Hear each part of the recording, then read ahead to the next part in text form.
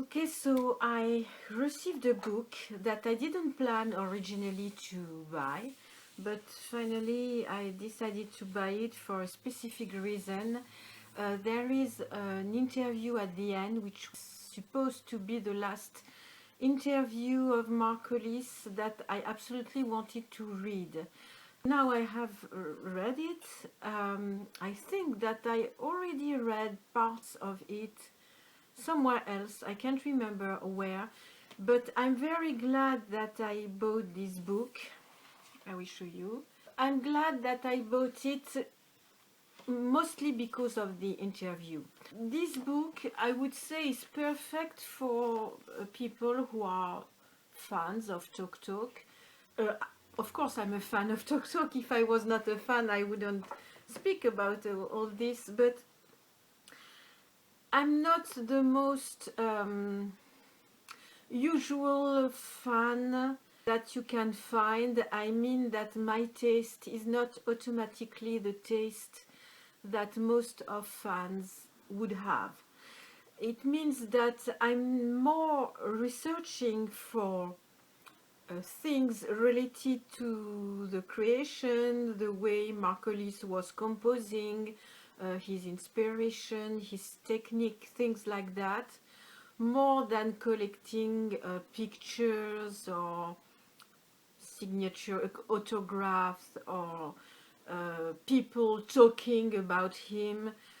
Honestly, all this doesn't really interest me, except maybe for some pictures, because not for the pictures, but just because it gives me kind of models to paint. This book, for a book made for fans, is, I would say, really well made. The quality is really good, the pictures inside are beautiful, the cover is nice, there is a lot of things to read. I didn't read everything, I received it like 3 days ago, so it's a little short, but I read already all the interview that I was waiting for, which is rather long, but it's worth to buy the book just for the interview, which is at the end, which is this.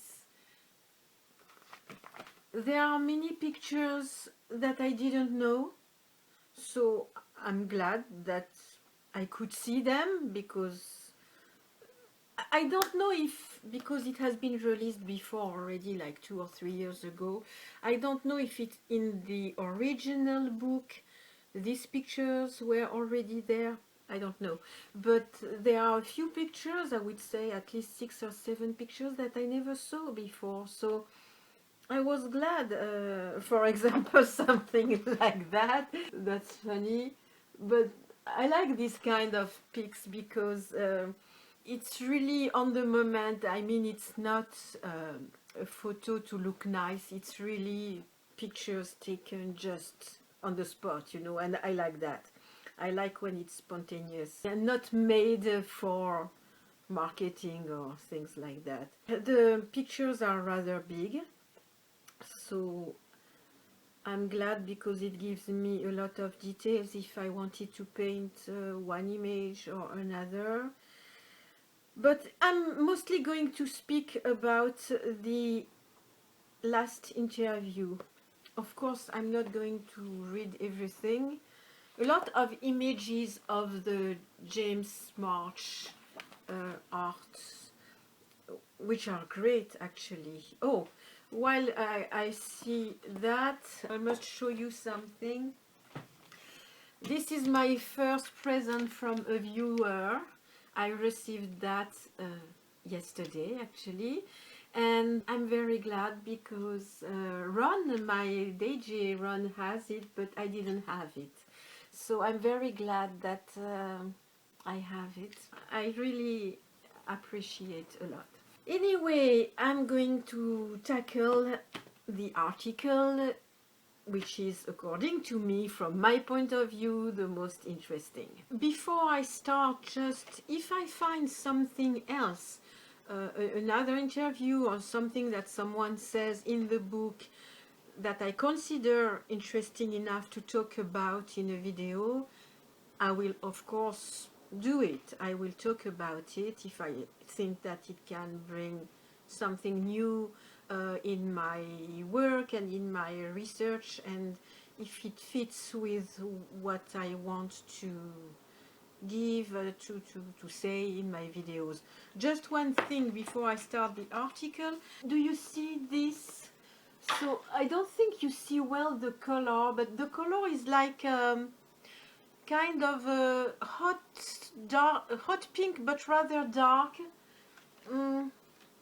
Yes, like a little dirty fuchsia pink.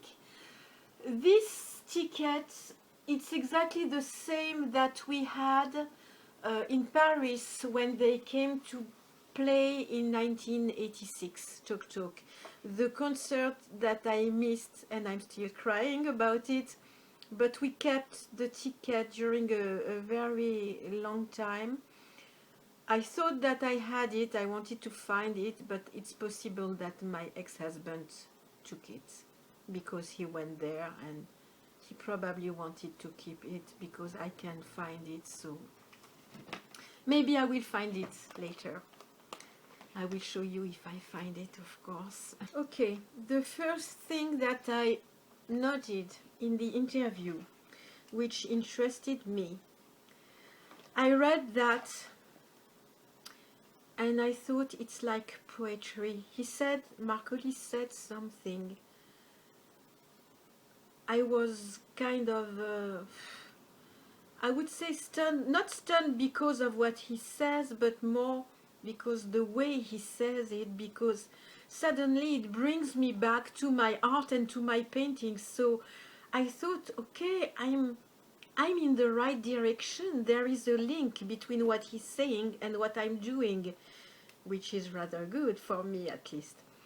Okay, so the journalist, his name is Rob Young. Very good questions, I would say. I really like the questions. Sometimes the journalists can be true morons, but in this case, no, I think the interview is really good. Anyway, he says, the journalist, Drake was into arrangements with string sections and Martyn added electric instrumentation and effects, but they were coming from an organic song tradition. He's talking about people doing music. And Mark Hollis answers, I think organic is a nice word because the thing I like about organic is that it's almost a direction rather than a circle. And I like that in writing, that you don't have to write in a circle, meaning versus a chorus structure, you know, like the usual songs. You'd still have your picks and thoughts, but the thing opens up in a direction more like a journey. And I absolutely loved, already the word organic has something very poetic, I would say, very nice. But also the way that he sees a music, a song. He did that on Laughing Stock, but not only on Laughing Stock, also on his last album, the Mark Hollis solo album. There are songs like that. They start and they have their up and downs. Of course, it's not linear. I mean, it's not boring, but it goes in a direction like that. Not like a usual song, it's more like a journey. And you know, when he says something like that, the first thing which came to my mind, it's like the Tapisserie in Bayeux. Bayeux, it's a city in France where there are very old tapestry.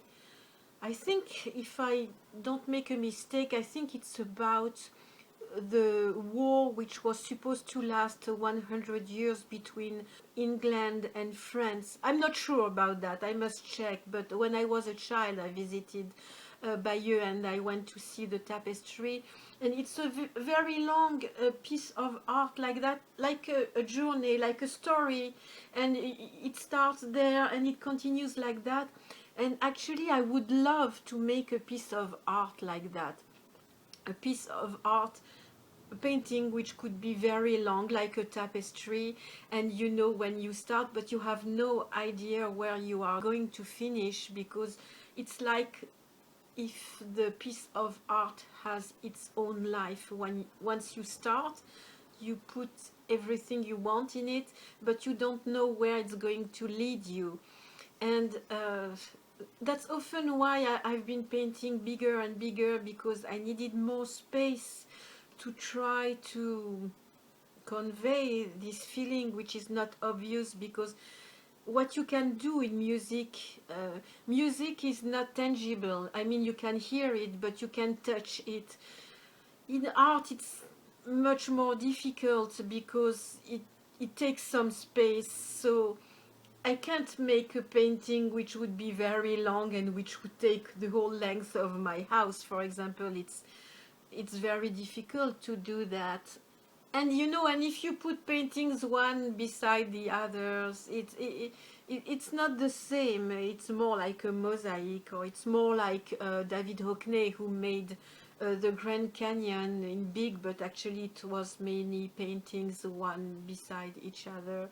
Anyway, I'm not going to to try to find an idea right now, of course, but when I read something like that, right away my imagination goes everywhere and I can't stop thinking about it, and I'm like, I want more, I want more, I want him to explain more, you know, to give me ideas. That's why I'm so talking about it and so craving for answers and more explanation, but you know, I have to imagine alone, I suppose. Anyway, then the journalist says that happens a lot on your new songs. Do they take shape as a piece, or it is bits that you string together? So it's a little what I was just saying before. He answers, Mark Hollis answers, I don't know. I think that music has been very visual for me, and I think ideally to just listen to music and let it all go in your head as to where it takes you is what it really should do. So it's exactly what I was saying before, and it's a little like that I paint. I come from the music, from the song, sometimes a little from the lyrics. I have images in my mind only with the talk music. I had images with other artists, but not a lot. But talk music is a very visual music. It's probably why I'm able to paint on it, because it gives a lot of images. And when I start a painting, so I have in my mind, I already know what I'm going to do, but I start on the painting, but then it leads me sometimes on something else that I couldn't imagine, and it's a little like, well, like, it's in the same spirit as he wants to do it. Of course, I'm not at the level of Mark Hollis, and I don't do the same art anyway, but I'm glad that he says that his music is very visual, because it means that I'm understanding what I'm hearing, or more exactly, I'm seeing what I'm hearing, which is crazy, but it's exactly that. His music is visual, and that's probably why I managed to paint on it, because it's very, very visual. It happened to me to have images on songs of other people, but usually it's sometimes one song for whatever reason, I don't know. But on the Mark Hollis or talk music, it's basically almost on everything. Okay, another incredible thing that he said. The journalist is asking, you said before about not writing the new material to a drum pattern. Does that mean you used to do that? So he's speaking about the last, the solo album, the album which was released in 1998. The journalist is asking if before he was writing for a drum pattern, not for this album. And Mark Hollis answered something which is so it's magic, you know. When I read something like that, I see a whole new world is opening for me, you know. So he is answering, no, it wasn't that. What I meant by that is that it could exist without any form of kit or percussion there at all, just by the way the instruments interwove.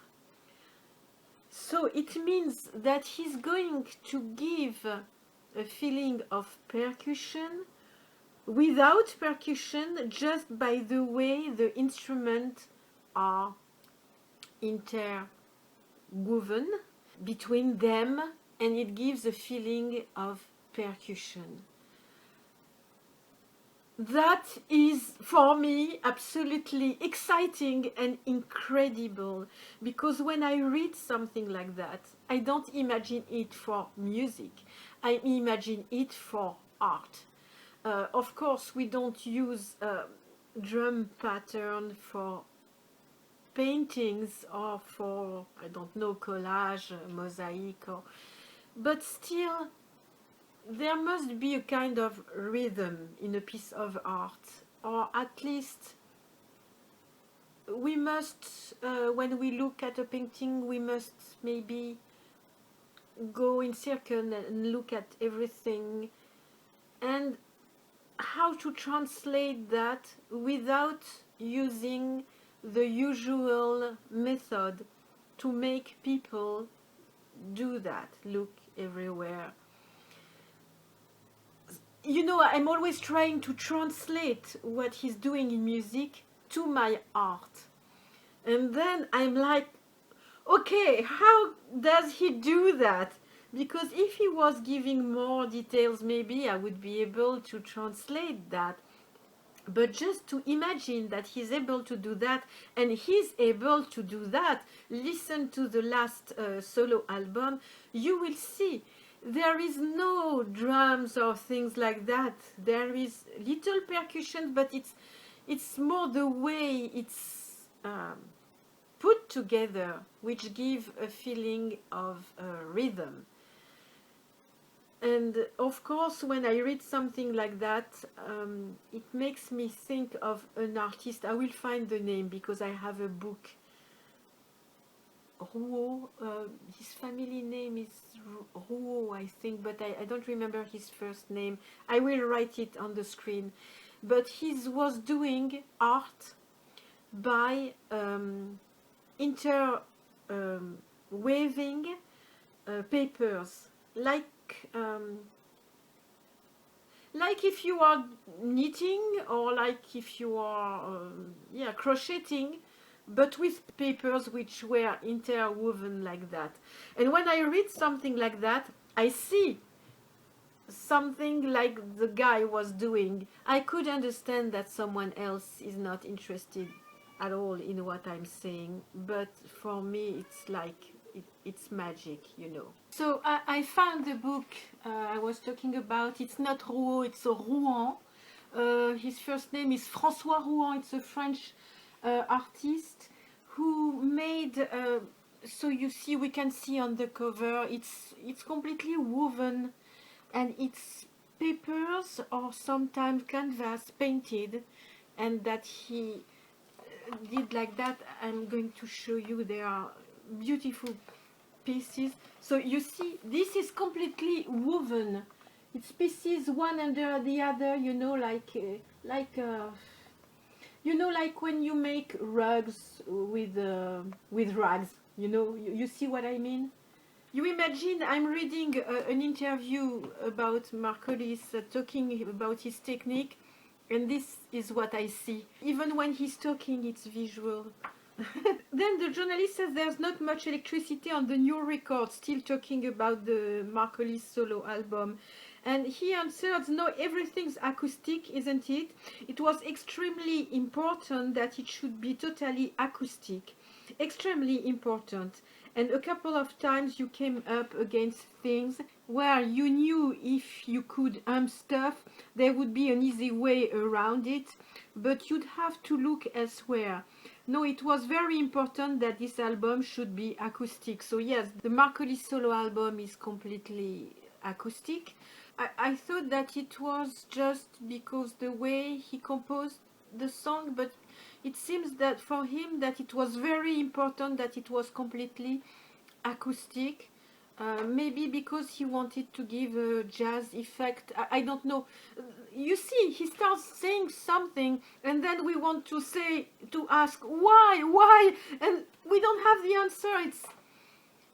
It's always like that. He says something huge, and then we are like, and so what? And we don't have what is following. That's what I regret. He gives, but a little explanation, not everything. The journalist had a great idea, actually. I don't know if it has already been done, because I don't know much in this particular field. Classical or jazz music, I don't know much. But the journalist is saying, I always thought it would be great to make up an orchestra from underneath, so all you got was the creaks of their clothing and chairs. I think he's thinking about that because we can hear on the Mark Hollis solo album the noise of the room, and you know, when he moves a chair we can hear, even when he breathes, even the finger against the strings of the guitar, we can hear the sound. We have the feeling to be in the room when we listen to this album. Mark Hollis answers. They did a thing last year on the South Bank where they had this small chamber set up in the foyer, I don't know how, of the Queen Elizabeth Hall, and while they were playing you could walk in and out of it and around it. They did a 30-minute piece. You could move in and out of musicians as they were performing and get whatever perspective on the sound you wanted to pick up at that time, which I think's pretty neat. It would be great if you could bring that onto disc.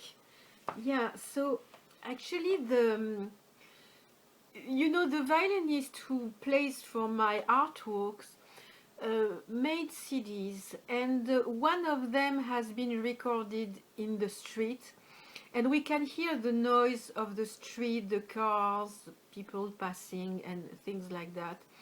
And of course it has nothing to do with what Mark Hollis is doing, because he's actually playing violin. He's playing on a digital violin, so it's absolutely not acoustic. So we can't completely compare, but I would say that the intention is a little similar. And also when I'm filming my artworks, the music is mixed with the noise of the street. Several times during artworks we had the fireman passing with the siren, which was mixed to the music, and then I was not especially filming yet, but it was funny because it's like if there was an interaction between the noise of the street and the music. And it seems that they are talking a little about that here, so that's why I was finding that interesting. I would love to hear pieces like that. I think it comes from the same intention as when I do collages and I use objects that I find in the street, on the ground. You can't imagine how much trash I used in my art, because I want to bring something live from the real life in my world. By the way, speaking about that, I will probably do a video about journaling and about journals that I made a while ago, which are basically junk journals. And most of the things are objects or things that I found in the street, on the ground, or which are supposed to go to the trash or things like that. It's when the life, the thing of your life participate in the art. I find that very interesting. And somehow for the sound, it's a little that too. I think there is something similar here, even if it's not exactly the same art, of course. So then he's talking about something which has not much to do with the creative process, but which is still important. It's about labels, I mean records company or independent labels. The journalist says, if you were starting afresh in music now, would you be interested in doing things more independently, setting up your own label, for instance? And Mark Hollis answers, it's not so much the thing of the label, certainly with Spirit of Eden and Laughing Stock, and maybe with this one, just in terms of cost to make those albums, I don't know whether an independent label would have had the money to fund it. The new one maybe, but it's still quite expensive, but not as much as those other two. Yes, so why these 3 albums were more expensive than one they did before? Because they for Spirit of Eden as Laughing Stock, they recorded these albums like if it was a patchwork or a mosaic.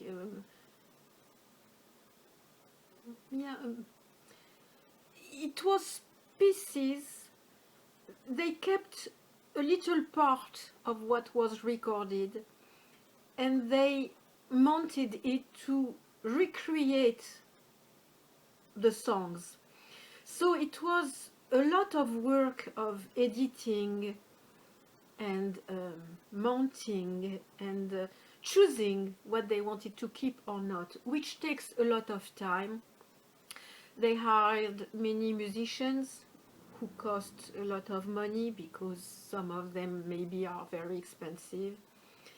And for the solo album, it was not totally like that. It was more everything acoustic, so it means musicians. It means probably something more complicated to do the takes of the instruments, because you can't cheat with digital or things like that. So I suppose that it was probably more expensive to make than the 3 first albums, though I suppose that the Color of Spring probably was not cheap, because I think that there are a lot of musicians on it. Well, but I'm talking about that because the journalist says there are a lot of people who've been through the whole major label treadmill who are doing their own thing now. And Mark Hollis answers, you see, I don't think I've been through that because I've been distanced from that. Certainly over the last 10 years at least, I don't feel like I've suffered that much. The reality of any album I might make in the future, I would think an independent label wouldn't stand a chance. And the journalist answers, that's pessimistic. And Mark Hollis answers, no, it's not pessimistic, it's realistic. So, obviously, Mark Hollis is not really aware of what is going on with the independent labels at that time, because he's asking questions to the journalist. But a lot of artists started in independent labels.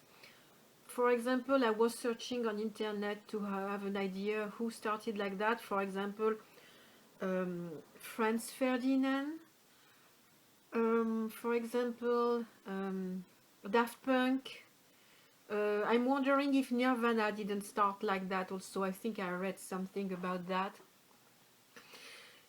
But these artists started like that, so it means that they were not asking much because they were not famous, and they became famous with the help of independent labels. Of course, the independent labels still have to do a deal with the distributors, because they can distribute the records or the CDs themselves. They need a distributor. But still, I think that the independent labels can do much, even if they don't have a lot of money. Maybe they can borrow money if they really believe in someone. However, in the case of Mark Hollis, it's different because he was already famous. So, of course, he has more need, and he wants, he knows better exactly what he wanted, and of course his ideas were more expensive to do. So in his case, maybe he's right. Maybe he's right. Now my question is it better to do something exactly how you want, but taking the risk to be really very annoyed by the record company, or doing the thing on your own, but it means that it's not going to be exactly as you want it, because you won't have the means to pay for what you want? That is a tough question. I think that in the case of Mark Hollis, he wants to do his music exactly how he wanted, and that's probably why he needs to have the financial support to pay for it, because it can be really very, very expensive. But it's a pity, because even if a piece of art, or even if his music is about the way he did it, still the essence of it, which is more, I would say, the melody, maybe the lyrics, the voice, I think they could exist by themselves, and they still would be excellent, I think. But, you know, I think it's the artist's choice. We can decide for him. Because then they are talking about media and TV, and Mark Hollis says that he chiefly wants to avoid TV, and I can understand that, because I've been I've been living without TV since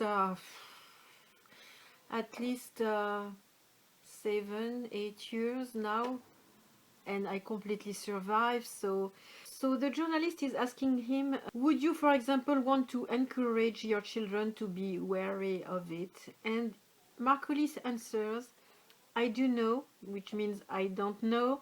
It's not like a thing where you are trying to avoid things. It's much more when you are looking for alternative. I see things in terms of pursuit rather than avoidance. Oh, so here he's saying something very important. A lot of people do things because they want to avoid something. But we should do things like a pursuit of something, exactly what he's saying, because we must have a direction when we do something. We must have an aim and a goal to go to. If you do things because you avoid this or that, then you don't do your thing with the spirit of passion, but you do your thing with the spirit of fear, and that is the worst way to do things. I think we must, at least in art, but even in life, be led by the passion we have in something. That's why I think what he said is so important. He could give lessons of life, not only of art, but of life, I think. Okay, last thing, but not the least. Is there any sense of nostalgia for that time in your music? Isn't childhood about that pursuit of adventure? There not so much jadedness. Mark Hollis answers, yeah, sure, I think you're right, but that's just an emotion that exists within your head, isn't it? Again, it's not like a narrative thing, it's just something that you remember, and it's a feeling that exists there. Is that an answer? For once, I don't completely agree with him. I think that even so, the pursuit of, for example, for me, when I paint, it's the pursuit of the music that I was listening when I was a child, or even later, or even now. But it's, I feel that I'm still in the spirit of when I was as a child drawing on music when I was maybe, well, I started drawing very early, but as far as I can remember, I probably started really seriously when I was 11 or 12, or even later, 15, 16, 17 years old. And I loved this way of working because it was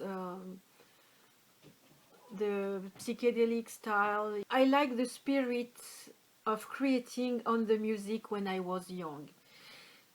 And yes, it was in my head, it was not a reality, it's just souvenirs, it's just feelings. But sometimes the feelings, the dreams, the souvenirs, the thing that we keep in mind, they come out at a point and they can become reality.